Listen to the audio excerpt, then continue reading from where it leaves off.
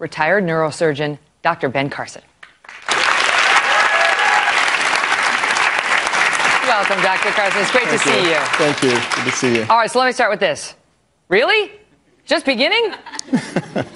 Absolutely. You know, 5% of the delegates have been selected already. We got a long way to go. It's like a baseball game.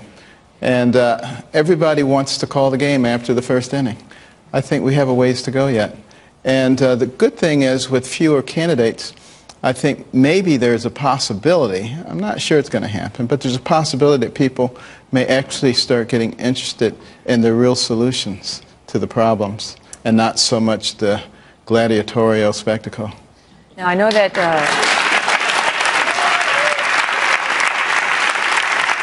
you're a Christian. Your faith has been very important to you. You've spoken openly about that on the campaign trail. I want to ask you about a piece that appeared in National Review by David French, in which he wrote the following. He was addressing you, and he was addressing Governor Kasich.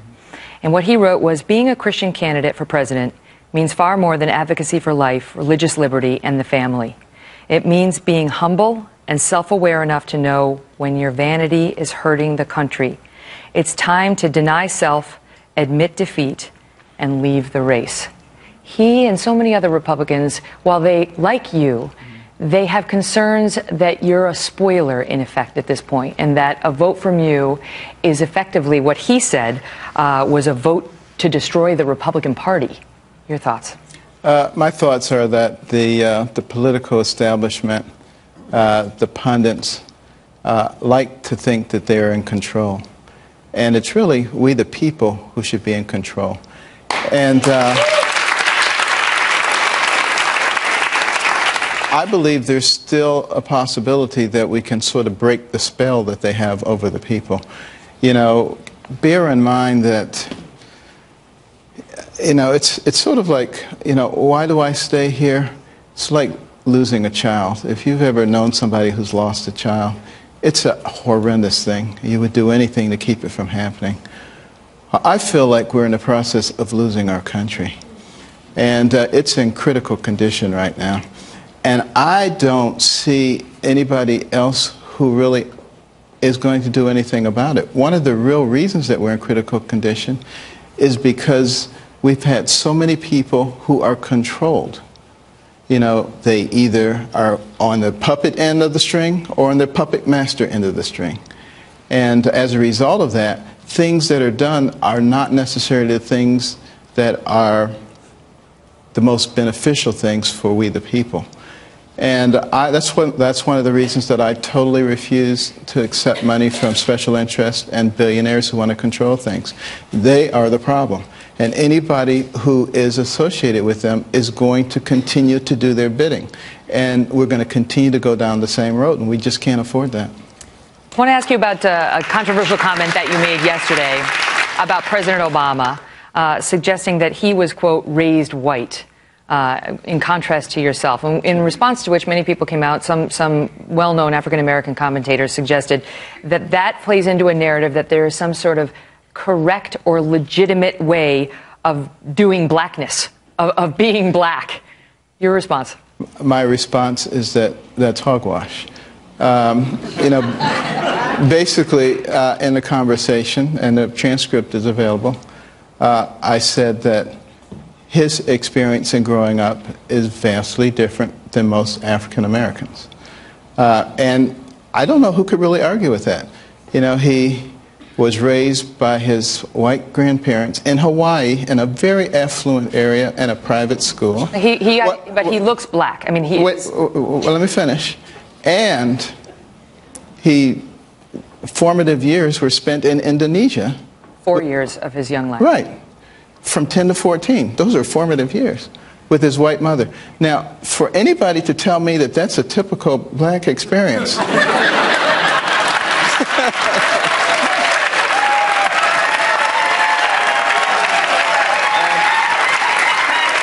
know, it's basically the media doing what they always do. You know, they take a simple statement that I made and they say, so therefore he's saying that you know, it's bad to be raised white, so that's a racist statement. And he's saying that there's some other racism against blacks. And, you know, on they go with their, you know, just ridiculous analysis, which is only for one purpose, and that's to try to ridicule me and to drive wedges. They do it all the time. People ought to be used to it by now. All right, let's move on to the voters who have good questions for you. And our first one comes from Landon Estate. He's a young Republican worried about whether there is place for a young voter under the GOP tent. Landon, take it away. Dr. Carson, many Republicans under 40 are fiscally conservative, but tend to lean more socially libertarian as compared to the older over 40 crowd. Is there room in the GOP for this younger than 40 crowd when there is such a strong contrast on social issues? There should be room for them because, you know, one of the reasons that I've joined this race is because as a pediatric neurosurgeon, I was very concerned about the next generation, about their welfare. Now, we look at how our fiscal policies are affecting young people, the millennials, and the next generation. We're talking at $19 trillion. Thomas Jefferson said it is immoral to pass debt to the next generation. Mandatories began to kick in if around the 90s. If you try to pay off and suddenly you saw that people that were once quickly released returned back to the streets and were committing crimes. Much of the crime in America was being committed by recidivists, people that were going back to crime. So we're not just talking about the next generation, we're talking about generations as far as the eye can see. And that's the good news. Because in fact, the fiscal gap, which is all the unfunded liabilities, Medicare, Medicaid, Social Security, all the governmental programs, agencies, versus the money we have coming in from taxes and other revenue sources. They should be even if we're fiscally responsible. If we're not, there's a gap. Bring it forward to today's dollars. It's the fiscal gap. It's over $200 trillion. So if somebody came today and said, America, I've got a gift for you. I'm going to give you $19 trillion so you can pay off your national debt. Everybody would be dancing in the streets. We wouldn't even be close to being out of trouble. And that's what young people need to understand. So when people like Bernie Sanders come along and say free college for everybody, we need to understand what he's talking about. That's just going to accelerate our fall off the cliff. And so young people need to recognize that, at least in my case, we're looking at people who are going to be looking for ways to ameliorate that financial deterioration. All right. Next question is on an important issue. And we get so many of our viewers writing in about this issue and asking us to ask you, the candidates, about the VA. It has been nearly 2 years since the scandal over wait times, to put it mildly, erupted at the Veterans Administration. And while the department's chief watchdog has yet to release the findings of the investigations into some 73 VA facilities across the U.S., this issue is shaping up to be a big one in 2016, which leads us to our next voter, Melody Briggs. Melody, take it away.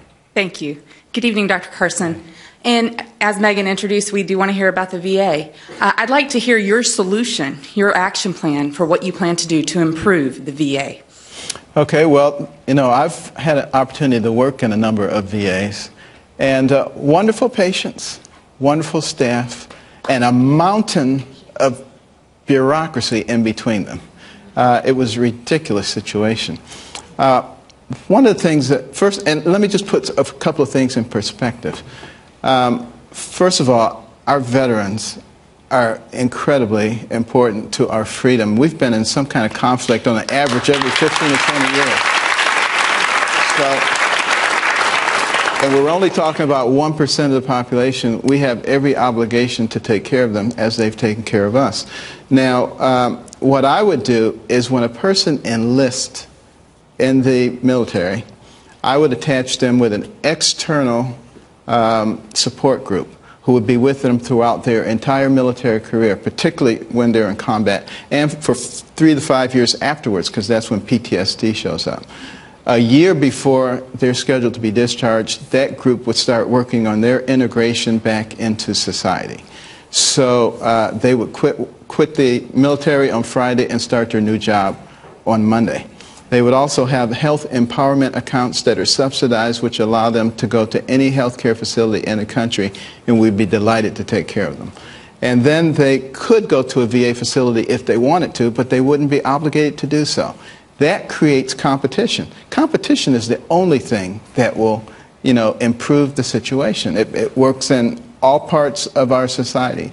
And if the VA has to compete for those patients, they will improve, no question about it. Well, our next questioner is R.W. Bray.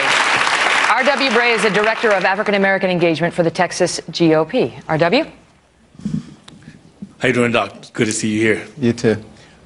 Considering the importance of the African American vote, here late we've seen the Democrat candidates posturing their campaigns toward the black community in order to win their candidacy. When it comes to the Republican Party, two contentions that a lot of blacks are concerned about is, number one, likability, second, relatability. Likability being the character of the president, relatability meaning they're relating to the issues of the community. So my question is, what is your campaign doing in order to secure and win the African American vote, but not only that, but secure and win it for the Republican Party? Okay, well, I don't change my message just because I'm in front of one group versus another group. I was...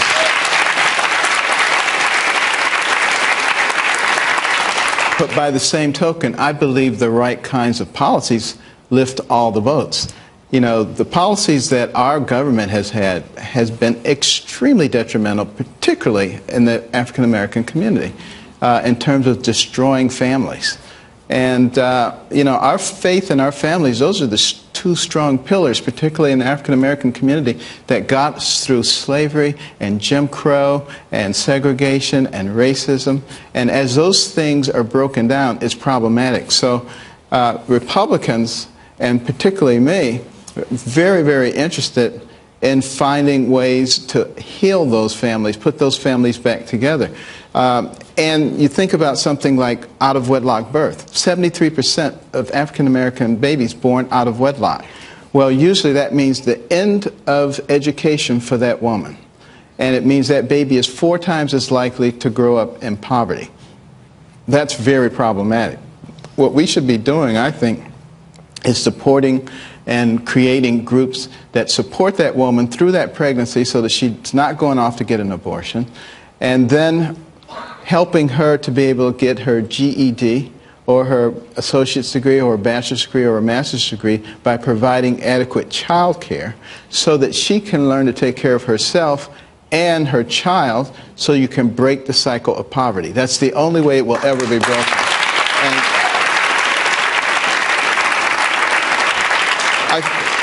I think also, one of the things that I've proposed in my tax plan, and please go to bencarson.com and read about it. I got a lot of policy. I said we would have a 6-month hiatus on the corporate tax rate, 0 taxes, so we could bring back the money, repatriate the money overseas, over $2.1 trillion. The only stipulation being that 10% has to be used in enterprise zones and to create jobs for people who are unemployed, underemployed, or on welfare. You want to talk about a stimulus. That would be the biggest stimulus since FDR's New Deal, and it wouldn't cost the taxpayers 1 penny. Those are the kinds of things that we have to do. And also, that once again gets corporate America used to the idea of investing in the people around them. Because whose job is it to take care of the indigent in our society? It is our job. It is we, the people. It is not the job of the government. Government does a terrible job of it. Lyndon Johnson declared a war on poverty. How'd that work out? $19 trillion later, 10 times more people on food stamps, more people on welfare, broken homes, crime, incarceration, out-of-wedlock birth. Everything is much worse than it was before. And the government needs to read the Constitution. I think that's the problem. Well, we'll let them do that during the commercial break because we have more. We have more we want to get to with Dr. Carson right after this quick commercial break. Don't go anywhere. Live in Houston, Texas. Stay with us. And welcome back, everybody. More now with Dr. Ben Carson. Now, one of the most frequent criticisms that we hear about you, Dr. Carson, is that you, in your admittedly astonishing skills as a pediatric neurosurgeon, maybe they don't necessarily translate to being commander-in-chief, to areas like foreign policy or terrorism. You've heard that before. And Greg Paroli, who says he is likely deciding on you as a candidate, has a question for you along those lines. Go ahead, Greg. Thank you for coming out tonight, Dr. Carson. How do you respond to these claims that your foreign policy views are weak? Well, I would respond to that by saying last week when I was in South Carolina, I did a 1-hour foreign policy town hall. And, you know, there were a lot of press there. And I think only one of them wrote a story. And their story was how astonished they were at my foreign policy knowledge. The other ones didn't write anything because they couldn't find anything bad to say. You know? And I just say, you know, to any reporter who asks me that, I say, ask me a foreign policy question and find out what I know about it. I know a lot more about it, I think, probably than a lot of people who are very good at giving canned 60-second answers. You know, I can go into great depth about Islam, where it came from, I got one. what jihadism is. Okay. What's the difference between Shia and Sunni? Well, there are two different branches of Islam. One is much more fundamental, and one is much more secular. The Sunnis are much more fundamental. The Shia are much more secular. And it is an irrelevant question because the deal that we made with Iran, which is mainly Sunni, stabbed a lot, which is mostly Shia, stabbed a lot of our Sunni friends in the back throughout the Arabian Peninsula. And then we have the nerve to come to them and say, you be our boots on the ground and we'll be the air power. It makes absolutely no sense. These are the kinds of foolish things that happen when I don't think you fully understand what's going on. You feel like you're up to the job now, because that was something that you had said a while back, that, you know, you were studying up, you were reading. That was a couple of years ago.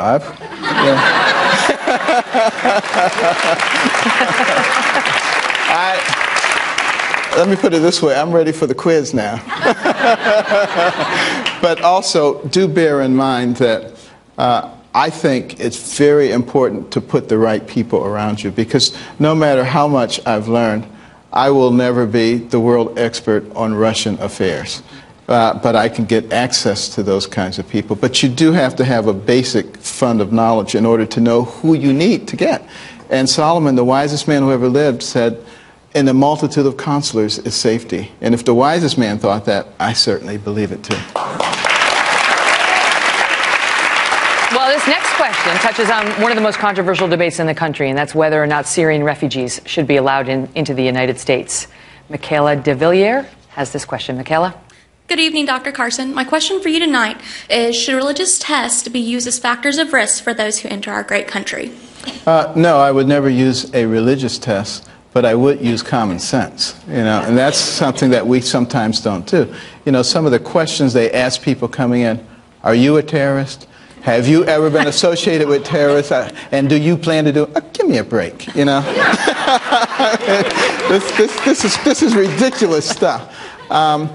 But obviously, we should tighten up our questioning and our screening process, because it's absolutely essential that we don't let the wrong people in this country. And most of the Syrian refugees, they don't want to come here. You know, I've been over there. I've talked to them. They want to be resettled in their own country. And it would be so easy to do that.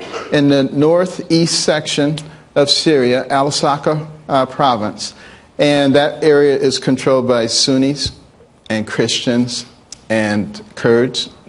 We would have to put an international protective force. It would be much easier than trying to transport them to another location. And the fact that Canada is bringing tens of thousands of them over here, of course they're going to be infiltrated with terrorists and with jihadists. I say it would be jihadist malpractice not to put people in those. I mean, of course, you get this vehicle and it's coming over. Are you kidding me? Did you just say jihadist malpractice? That's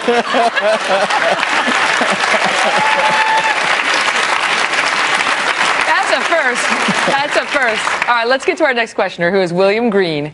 And he says he's never been and will never be a member of any political party. His focus is on one thing, the U.S. Constitution. William, go ahead. Amen. Dr. Carson, besides voting, protesting, or urging our representatives to take action, short of another revolution, what can we, the people, do to help restore our Constitution? Now, you're going to be surprised at what I'm going to tell you. You can stop listening to the pundits and you can think for yourself. And you can begin by looking at the candidates who are running for president, and you can find out what they believe. You can read their position papers, those who have them, such as myself, and you can dissect them, and you can see how consistent they are with the Constitution. We're not going to have to go through a revolution if we choose somebody who is a member of We the People. The problem is we've been taking people who are members of the politicians, who are controlled by the political class, and they continue to manipulate us. And that's the reason that I'm still here. I feel deep in my heart that what Thomas Jefferson said was true. He said the people of America would become less vigilant. They would not be paying attention, and as a result, the government would grow, it will metastasize, it will infiltrate, and it would dominate. But he said just before we turned into another form of government, the people of America would awaken, would recognize they were being manipulated, would rise up, and would retake control. I believe now is the time to do that. I want to get one more in. We've got a little time left. Some of the voters here tonight hail from a variety of college campuses, places where conservative ideals are welcomed and No, they are not. But Sarah Douglas is a student, thank you for getting it, at UT Austin. She says the situation at her school is no different. Sarah, go ahead. Hi, Dr. Carson. Thank you so much for being here tonight. I was wondering how specifically you would explain to college students how conservative economic policies would be much better for their future than policies that are very liberal, like Bernie Sanders. Well, I would help them to understand what socialism really is. I think many young people today think that socialism is being concerned about social issues. And of course, that's not what it is. It's a utopian dream where the government takes care of you from cradle to grave. You never have anything to worry about. That's the goal. That's the ideal. They all end up looking exactly the same, with a small group of elites at the top who control everything, a rapidly diminishing middle class, and a vastly expanded dependent class. So I would begin to demonstrate that to them. I would also show them the United States of America, which declared its independence in 1776 and less than 100 years later was the #1 economic power in the world by creating an environment that encouraged entrepreneurial risk-taking and capital investment. And I would explain to them what happens with regulations, that each regulation costs money. In terms of goods and services, it's passed on to the consumer. It's the most regressive form of taxation that there is, all right, and it keeps business from growing. I got to wrap you because we're up against a hard break. But speaking of taxes and regulations, before I let you go, I've got to ask you, Mitt Romney thinks all the GOP candidates should release their taxes. He says he won't endorse anybody until they've done so. Will you release yours? When and I'd be how happy many to. years? I have nothing to hide. But release them for however many years will satisfy people. You got nothing to hide, not a problem. The one thing I can guarantee people about me, there are no scandals. There are no scandals. Doctor, great to see you. Thank you so much.